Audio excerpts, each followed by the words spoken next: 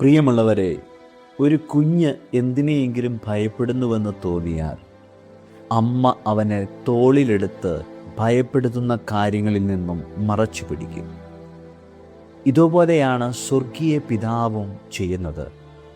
കഷ്ടതയുടെ നടുവിൽ ദൈവം നമ്മെ കരങ്ങളിൽ വഹിച്ച് അതിൻ്റെ ഭീകരത കാണാതെ വണ്ണം മറയ്ക്കും. ദൈവസ്നേഹത്താൽ പൊതിയപ്പെടുമ്പോൾ നമുക്ക് സുരക്ഷിതത്വ ബോധം ഉണ്ടാകും. അവൻ്റെ സാന്നിധ്യം നമുക്ക് ചുറ്റും മതിലായിരിക്കും. ദൈവം നമ്മെ വഴി നടത്തും.